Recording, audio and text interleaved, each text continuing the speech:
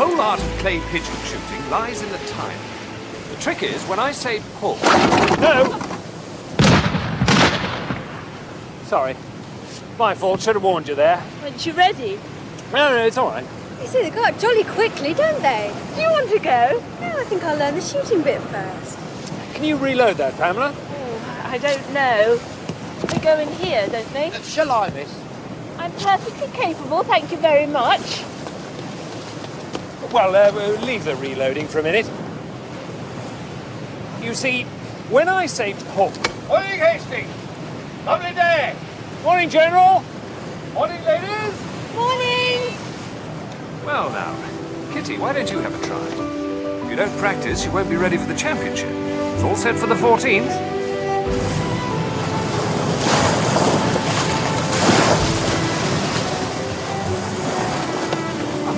Morning, Mr. Russell. Racing, eh?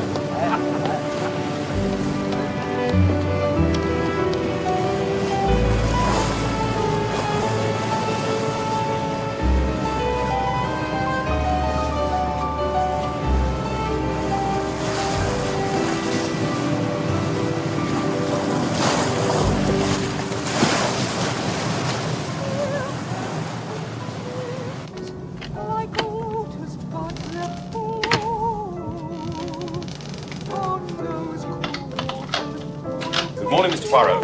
Bonjour, Captain Fowler. I would have run, felt them round my throat, crushing out life, then waving in farewell, crushing out life. Oh, good morning, Monsieur Poirot. Bonjour, Mademoiselle Morgan. You're in good voice, huh? It's your Captain Hastings, Mr. Poirot. He's got us all organized. Captain Hastings is very good at that. I thought the General was awfully good last night with his recitations from Swinburne. Oh, the General recites poetry with true military vigor. Perhaps your niece can also be persuaded to entertain us one evening. Well, perhaps she will, Mr. Poirot. Perhaps she will. Excuse me.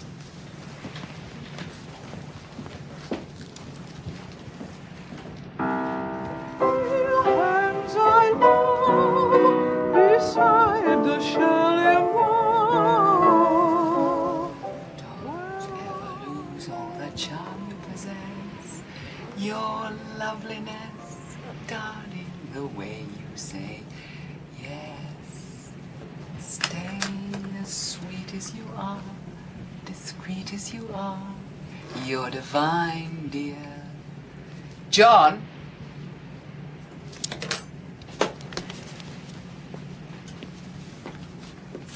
John?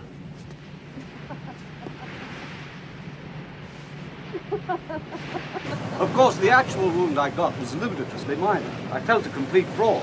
I'm sure it wasn't minor. Oh, I assure you it was. Mind you, I was convinced I was going to die. But that's only because I'm a coward. Oh, John. Oh, good morning, General. Morning, Clapperton. Good morning, General Morning, Miss Fox. Henderson. Fine day. It'll bring it in. John? Oh. Good morning, Monsieur Poirot. Madame Clapperton? Have you seen John? Yes, he is on the foredeck, madame. Oh, shall I? Sit down, Monsieur Poirot. I didn't see you at dinner last night. No. It was just a shade choppy, of course. Well, no, I was... Fortunately, I am an excellent sailor. The one thing I must not do is overtire myself. I live so intensely, if you know what I mean, Monsieur Poirot. Oh, yes. As a matter of fact, I nearly wore myself out as a gal in the war. My hospital. You've heard about my hospital. Of course, I had nurses and matrons and that sort of thing, but I actually ran it. Your vitality is formidable, dear lady. You're so alive, Adeline, they say to me. But really, Monsieur Poirot, what would one be if one wasn't alive? Dead, madame.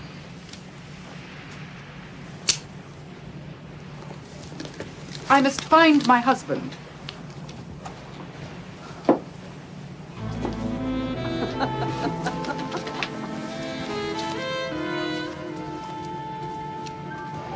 You won't find sharks in the Mediterranean. Oh, hello, my dear. I did find you a chair. Would you like it in or out? Are you going to be warm? I'd take a hatchet to that woman if I were her husband. Bonjour, monsieur. How's that? I knew a woman like that once in Hyderabad. Absolutely poisonous. In '87, that was. And did anyone take a hatchet to her? No. Last time I saw her, she was on her third husband.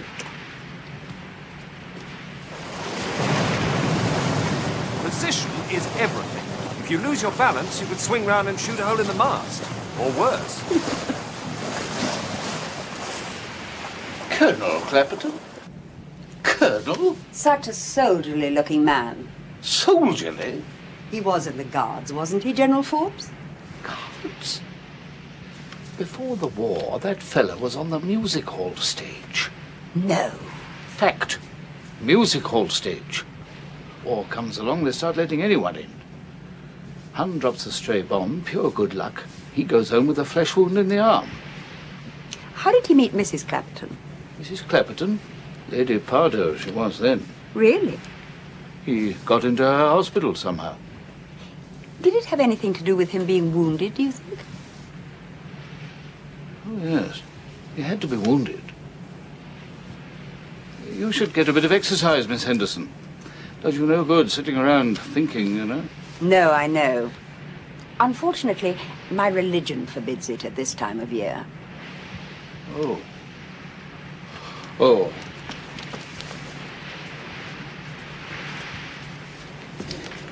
Right. I mean, well.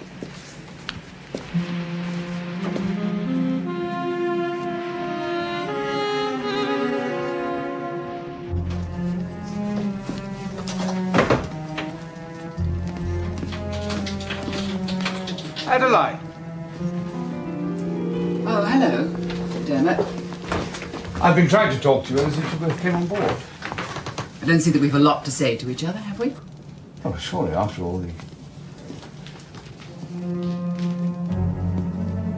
What do you want? I was just... Were you spying on us? I wanted to clear your trays. Well, get on and do it then.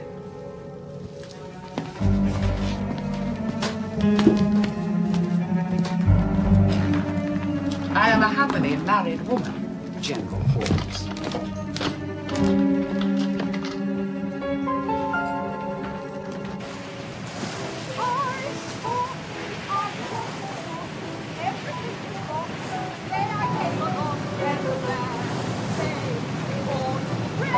You've saved us, said Kitchener with delight. I joined the army yesterday, so the army of today is all right. It's her family I feel sorry for. Boys, take my tip and join the army right away. The money's good. Not much, but good. Who knows, perhaps you'll be a general someday. Remember, chaps? I said perhaps. Though we may have need of you, don't think any old stuff will do in the army. No soldier songs, I said. No Indian love lyrics. What does she sing? The army of today is all right, and the Kashmiri love song. You can't expect no better from civilians, sir. We're all civilians nowadays.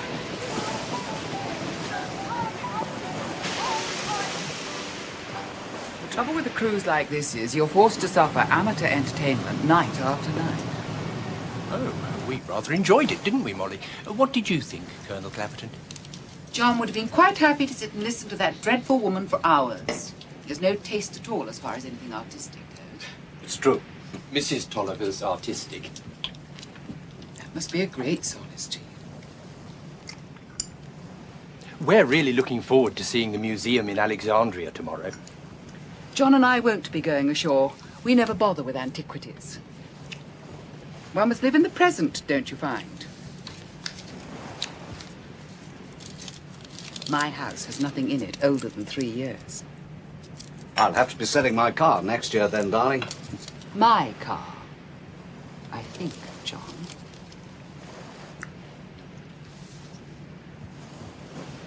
Certainly, my dear. Your car.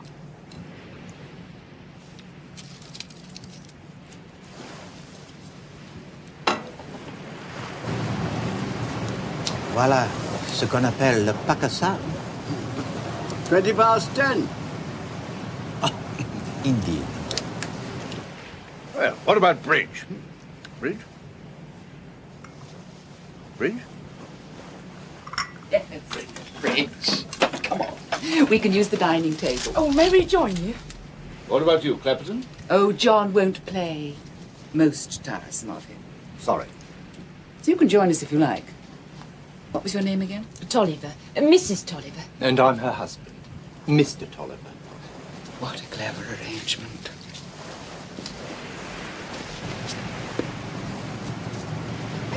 Kidnapping! You're coming with us. It's a kidnapping. The Clapperton napping. To the boat deck. Don't be foolish, John. You'll catch a chill.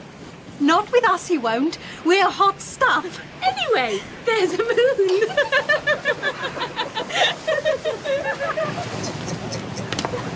Bonsoir. Bonsoir.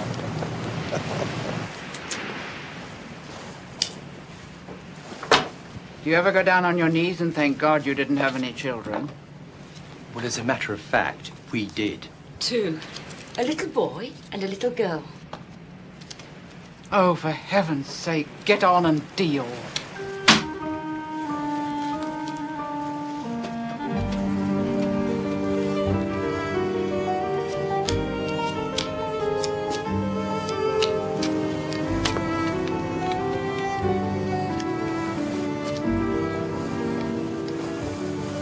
I know it's the most awful romantic cliché, but the moon is beautiful, isn't it?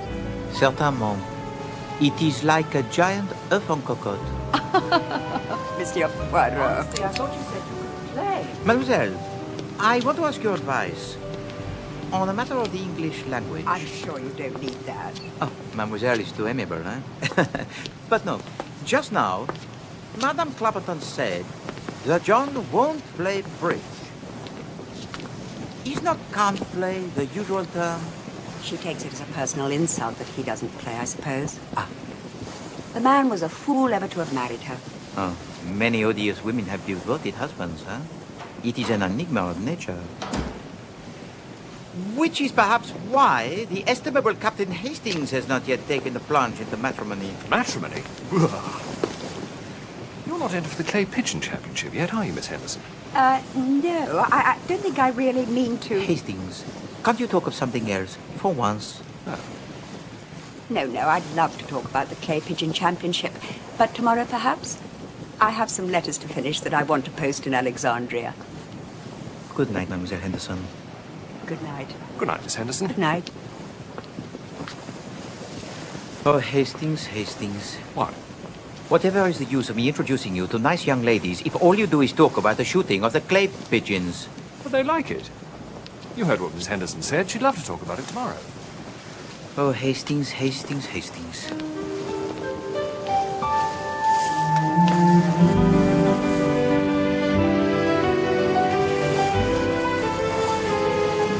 Now, pick a card.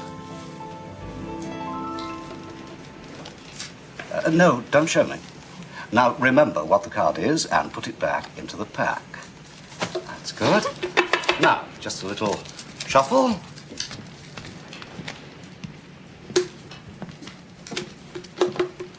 Your card. Jeez, isn't that clever? I see you enjoy playing cards, monsieur, even though you do not play bridge. I have my reasons for not playing bridge. I'll show you. Sit down. We'll play one hand. You can shuffle the cards, Mr. Poirot.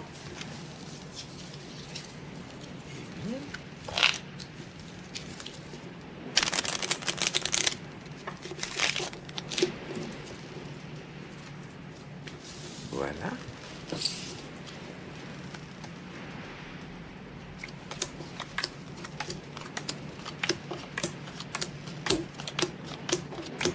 See, any man who can deal his partner and adversaries any hand he pleases had better stand aloof from a friendly game of cards. But how did you do it? I mean, it all looked perfectly ordinary. Ah, the quickness of the hand. deceives the eye. You could go on the stage with that, Colonel Clapperton. Yes, quite. Well, I hope I haven't bored you with my little demonstration. Good night, ladies. Gentlemen.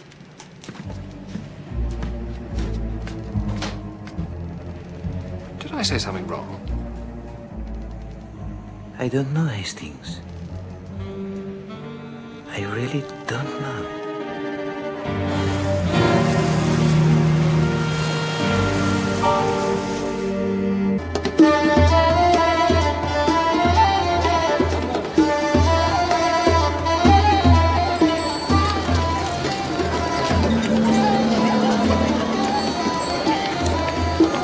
Oh, we ought to get off now. You'll come with us, won't you? You wouldn't let us go ashore by ourselves. Hey, miss. Oh, please go away. Genuine bits from the tombs of the pharaohs. I don't want any Pharaoh's bits. Empty. You see, awful things might happen to us. Well, I certainly don't think you should go alone. Hooray! But I'm not sure if my wife feels up to it. Hooray! I mean, Boo. She can have a nice long rest. Well, I'll go and have a word with Adeline. Oh, we'll come with you. Yes, perhaps we can persuade her to come.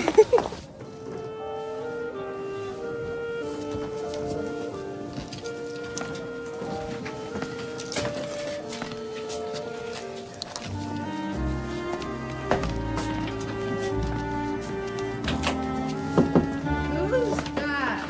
Adeline, my dear, it's John. The door's locked. I don't want to be disturbed by the stewards. Bonjour, ladies. We're trying to get him to ourselves for the day. Lure him into the souk. Cajole him into the Casbah. What about coming ashore? Certainly not. I've had a very bad night. I have to stay in bed most of the day. Well, I think I might go, Adeline. Oh, do as you like, John, for heaven's sake. Do you mind if I just come in and get my Baedeker? Yes, I do mind. I'm not getting out of bed. Do go away, John, and let me have a little peace. We can go now. What about your passport? In my pocket. Glory be.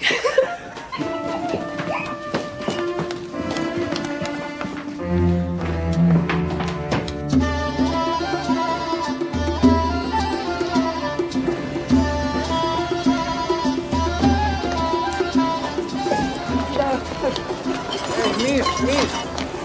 No, please, I really must go. How much are those amber ones? No, that's far too much. Mine 200, miss. 150, missus. Oh, very well. Look, I'll take the amber ones. But after that, I really must go.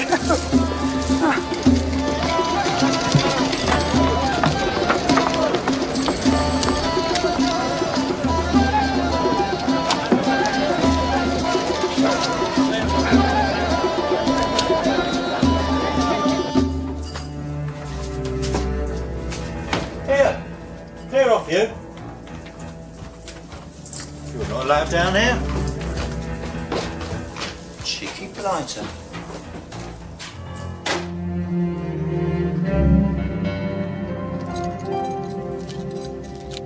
Ah, Hastings, are you ready to go? All set. Going ashore, General Forbes? Well, yes, very probably. I'll see. See you later. I think we ought to avoid the usual sort of tourist thing as much as we can, Poirot. Good. I am absolutely in your hands, Hastings.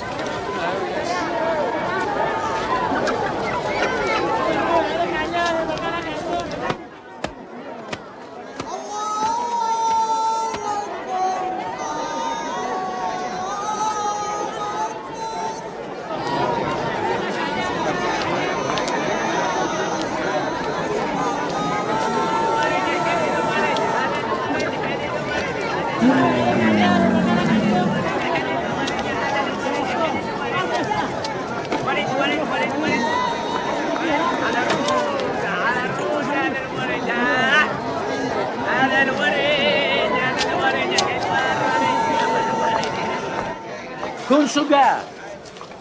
Be looking fiercer Savage! No, Hastings. Now you look merely constipated. It's all very well for you. This camel's jolly uncomfortable for sitting on. It's sharp. Good morning, Monsieur Poirot. Bonjour, Mademoiselle Henderson. Good morning, Captain Hastings. Oh, good morning. Like that. Hadir. Ready. Doesn't he look dashing? Oh, yes, indeed. You know, he looks as if he is summoning up the courage to order the second tea cake. Monsieur Poirot, have you seen the Clappertons ashore this morning? I believe Madame Clapperton was spending the day in her cabin. And what about Colonel Clapperton? Let me think. He came ashore? Yes, no, certainly he came ashore. It's just that there was some talk last night of us all coming ashore together. Monsieur Poirot, Yes, mademoiselle. was Colonel Clapperton alone when he came ashore? Was he alone? Let me think. Maybe someone was with him. Miss Mooney and Miss Cregan, perhaps? Yes, the two little girls. Yes. They're not children, Monsieur Poirot. Oh, no? Nor am I.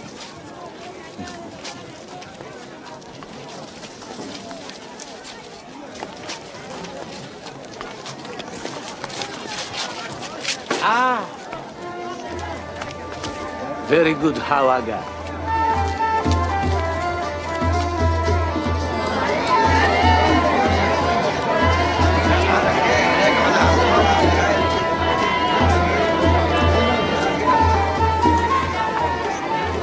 I say, Poirot, look at these pomegranates. And they don't want fires.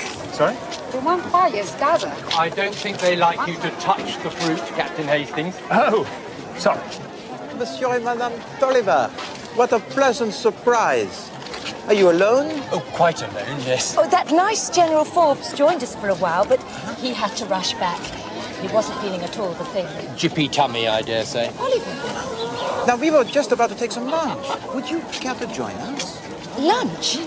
In a native place, you mean? I say. Well, why not, Molly? Let's give it a go. Count me out, Poirot. I think I'd better be getting back to the ship. Oh, must you desert us, Hastings? One or two things to catch up on, you know. Very well. Monsieur and Madame Tolliver and I will see you back on board ship late afternoon. Please.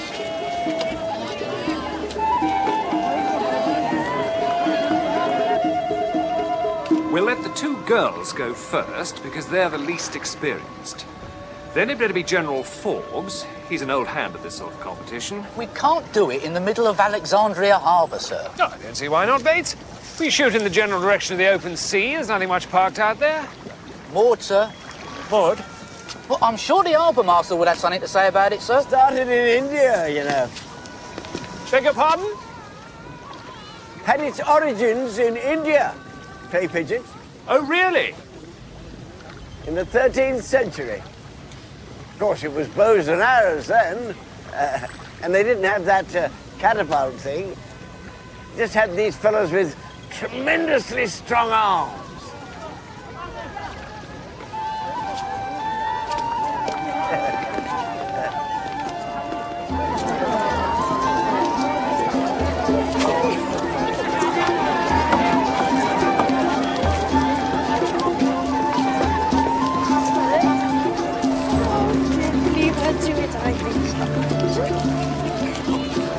Yes, you probably will. Come along, Pamela! Mademoiselle Mooney and the Colonel Clapperton, you had an enjoyable day ashore, I trust. Absolutely. Good. Come on, Panic!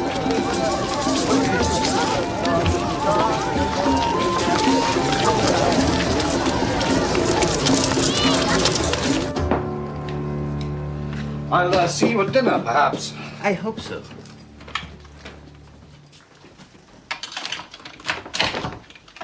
Adeline! Adeline!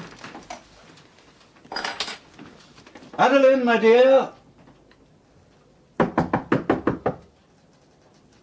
Adeline! It's locked. You do not have your key? No, I'll find a steward. Ah, Poirot. Steward. We seem to be having some trouble with the Clay Pigeon Championship. Really? It was originally planned, you see, to take place on the 14th. But it seems that we dock at Haifa on the 13th. And that's one of those places where we more or less have to go ashore and look at the ruins while they revictual the ship. Now, that leaves the 15th, the 16th, and the 18th. The 17th's no good, because that's the night of the captain's party. Oh, my God! My God! She's dead.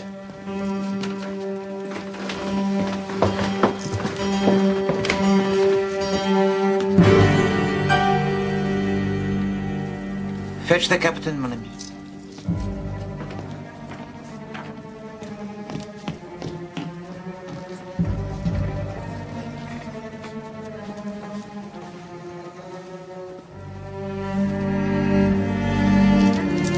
Look at this, Poirot. One of the souvenir sellers must have dropped it. That devils.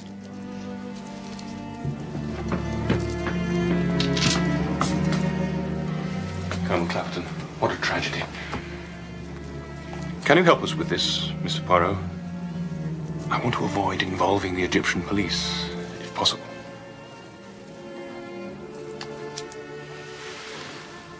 Yes, Captain. Perhaps I can.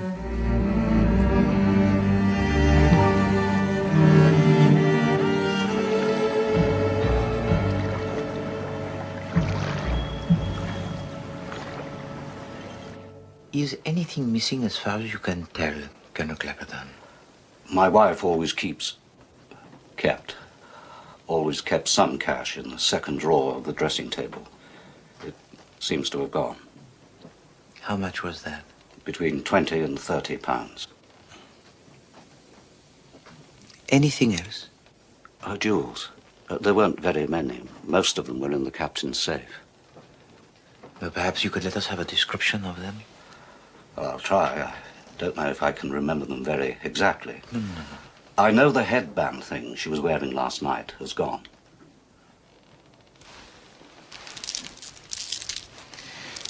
What can you tell me about this? That's not my wife's. You're quite sure? Quite. She'd never wear a thing like that. It was found on the floor between the two beds. Then someone must have dropped it there.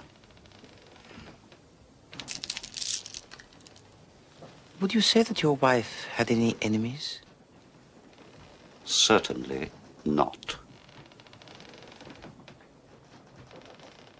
Colonel Clapperton, you have been most helpful. Thank you very much.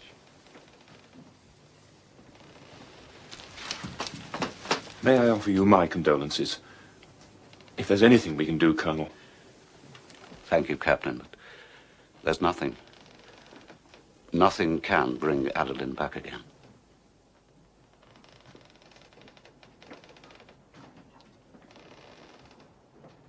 Good God. Murdered, General Forbes. Good God above.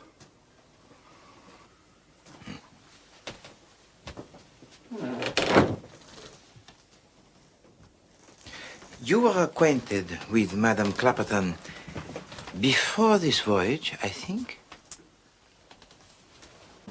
I knew Adeline when she was Lady Pardo. I knew her before that, when she was Adeline French. I was ADC to her father back in '92 when she was 7 years old. Good God, I can hardly believe it.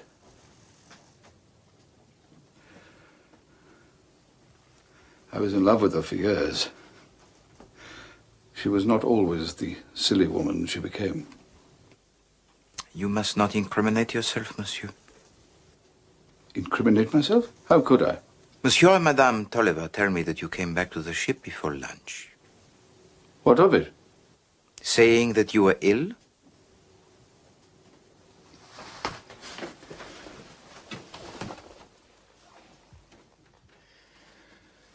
No. All right, no. I came back to talk to Adeline. I hadn't seen her for 17 years. Not since the war, just after Pardo died. I thought there might be a chance for me then. But I didn't. I mean, she was in mourning. Of course, that didn't deter a man like Clapperton. You came back to the ship to talk to Madame Clapperton. Yes? Tell me what happened when you got back to the ship. Well, nothing happened. I went to her cabin and knocked, but she didn't reply. So I went back to mine and had a nap.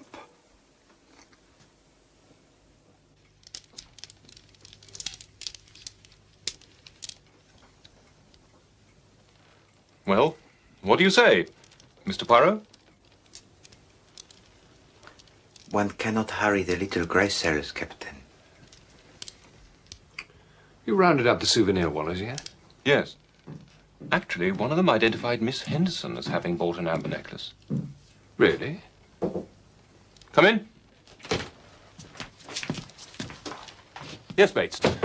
I've carried out my examination of the body, sir. And? The deceased died from a knife wound to the upper thorax, sir. Good God, Bates, we can all see that for ourselves. I'm sorry, sir, but I've only got my first aid book, haven't I? At what time did she die, Monsieur Bates? Oh, it's difficult to say, sir. What with the weather being so warm and... Never mind about that, Bates. What we want to know is, what time was Mrs. Clapperton killed? About 10 o'clock this morning, sir. 10, eh? Give or take an hour or two, sir. Oh, dear God.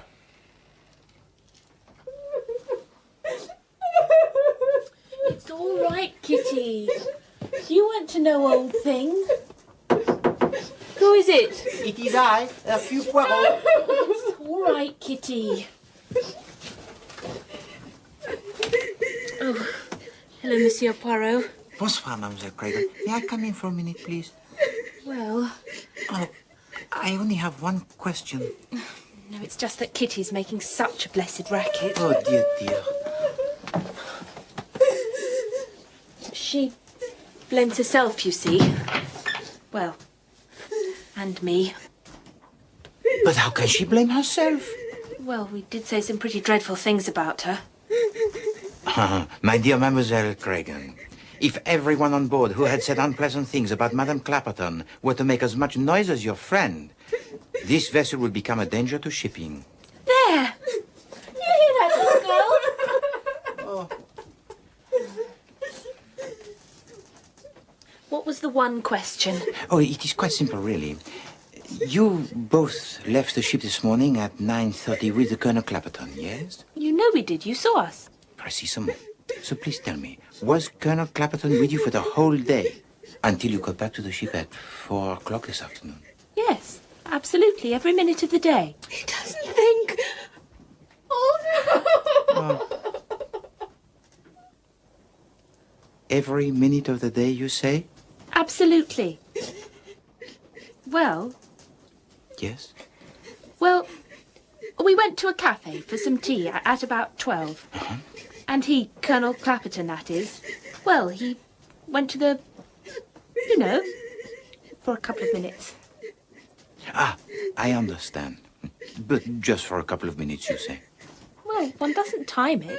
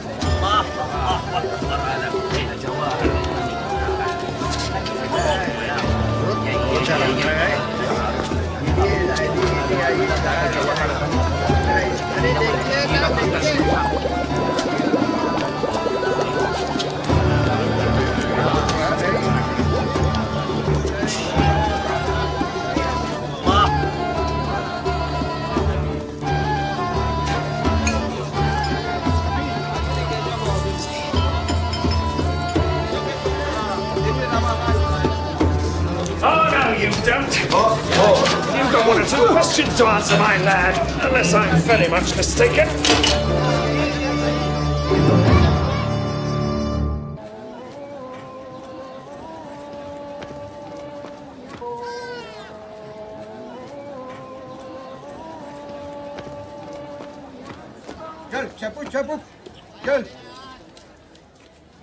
I didn't kill her. You had her jewellery. Jewellery? She was rich. What did it matter to her? Come, Monsieur Skinner. Madame Clapperton is dead. You are caught red-handed by my colleague, Captain Hastings, trying to sell the jewellery of Madame Clapperton. You admit that you let yourself into her cabinet. She was dead already. I shouldn't have took it. Not when I saw she was dead. I'd known it'd be trouble.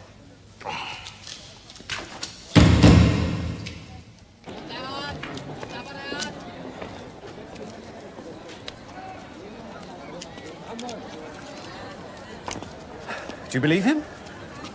Yes, I think I do. Me too. So, we're back to the souvenir hawkers. Why do you not consider one of the passengers, Hastings? The passengers? Who? Colonel Clapperton? Got a watertight alibi. General Forbes? What about Mademoiselle Henderson? Really? No. I think perhaps she has the motive, no? She's a lady, Poirot. And you think, mon ami, that ladies do not commit murder? Ladies don't get found out.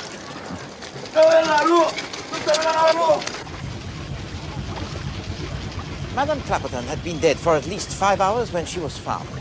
A small amount of money and some jewelry had been taken. A string of beads was on the floor near to her bed. The door was locked and the key missing. And the hatch which gives onto the deck was open. What are you driving at, Poirot? Madame Clapperton had locked the door from the inside. We actually heard her say so herself. If Mrs. Clapperton could lock the door, she could unlock it too, I suppose. Precisely. Which leads us to the inescapable conclusion that Madame Clapperton unlocked the door and let in the murderer.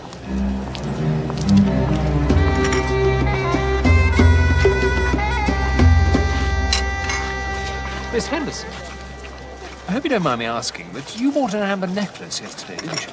Yes, I did. How did you know that? The captain mentioned it. He just happened to mention it. Would you mind if I had a look at it? I'm afraid I've lost it. I must have dropped it somewhere, put it down. I don't know. Yes. Right. Of course. I thought Mrs. Clapperton a very unpleasant woman. In fact, I don't think anyone on board ship really liked her, but surely, who would have reason to kill her? Mademoiselle, it is the opinion of every person on board the ship that the Colonel Clapperton would have been quite justified in taking a hatchet to her. Now, that was an expression I actually heard used. But he had an alibi. He was on shore all day with the two girls, and he did not return to the ship until 4 o'clock that afternoon. By which time, Madame Clapperton had been dead for many hours. Seems to me we're back to General Forbes as our only suspect.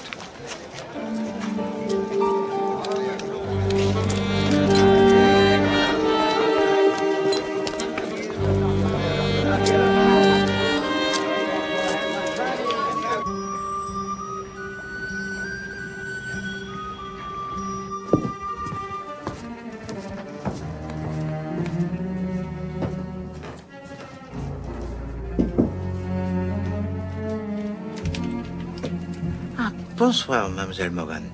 I want, please, to ask a favor of your niece. Our niece? Very well. Ismene? Good evening, Ismene.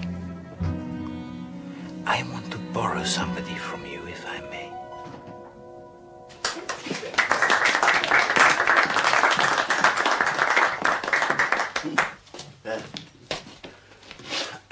Ladies and gentlemen, tonight I shall offer you a garland from our national poet, Mr. Rudyard Kipling. Starting with the ladies. I've taken me fun where I've found it. I've rode and I've ranged in me time.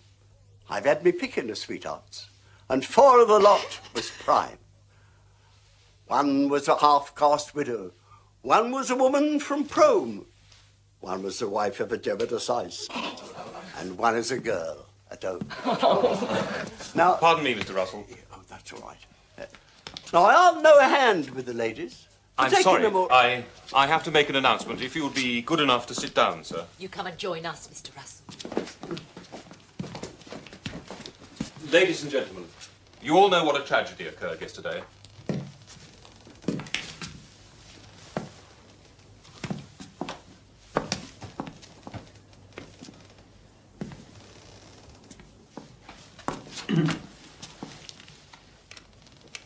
And I'm sure you will all want to cooperate in bringing the perpetrator of the foul crime to book.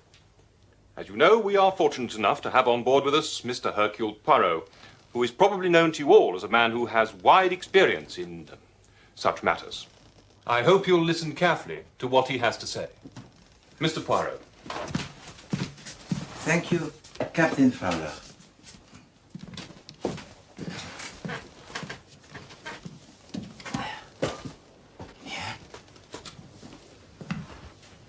Mesdames, Messieurs, what I am about to do may surprise you a little. It may occur to you that I am eccentric, perhaps mad. Ah, you may say, the little Belgian detective is taking leave of his rocker, huh? But I can assure you, behind my madness is, as you English say, method.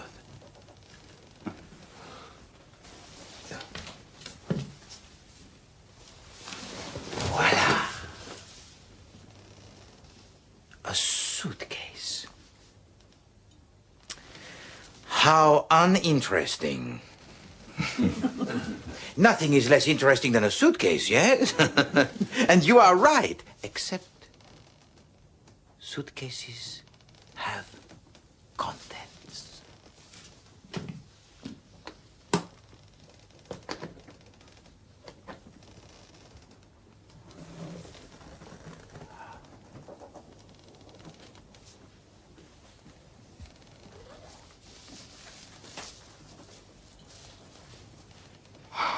It's a doll. Yes, a doll. Except this doll is an important witness to the truth of who killed Madame Clapperton.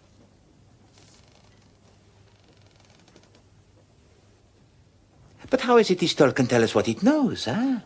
But this is a doll that can speak.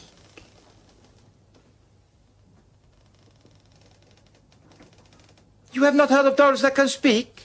Yes, of course you have. All we have to do is put this doll back in the suitcase, where we cannot see her.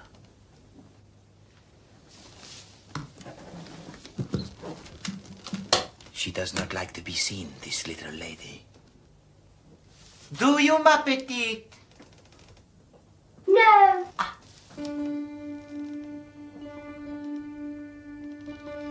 Now, can you tell us anything about the death of Madame Clapperton? What is it, John? Door's locked. The door's locked. Don't want to be disturbed by the stewards. I don't want to be disturbed by the stewards.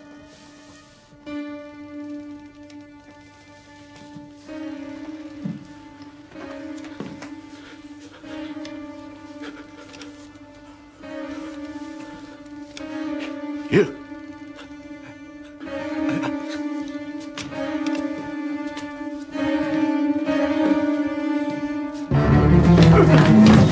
Stop it!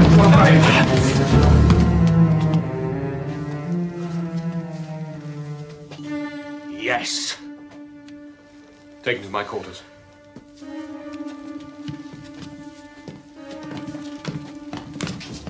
Ladies and gentlemen, if you would clear the room, Thank you, ladies and gentlemen.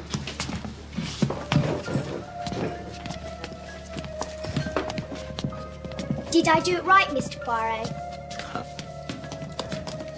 Oh, yes. Ma petite.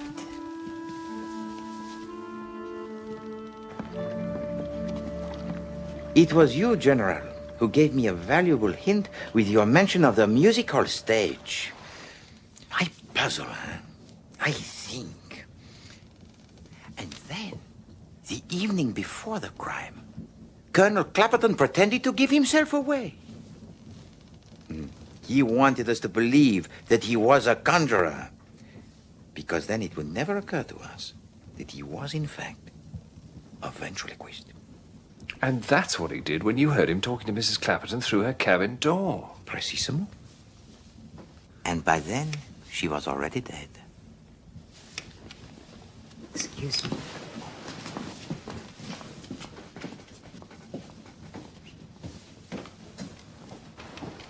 What about the necklace on the floor? Was it Miss Henderson's? No. It was put there to make us think that some native thief was the killer.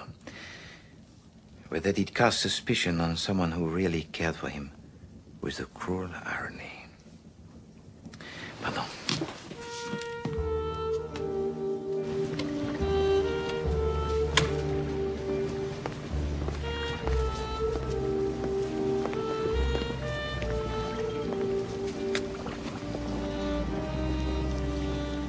I am sorry, mademoiselle. He didn't do it for me. It was those girls' youth. It made him feel his slavery. He wanted to be free before it was too late. We all have such dreams. When did you guess it was him?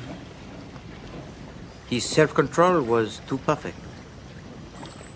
No matter how galling was the conduct of his wife, it never seemed to touch him. That either meant that he was so used to it that it no longer stung, or else he knew his bondage would soon be over. It was a cruel, dirty trick you played, Monsieur Poirot. I do not approve of murder, mademoiselle.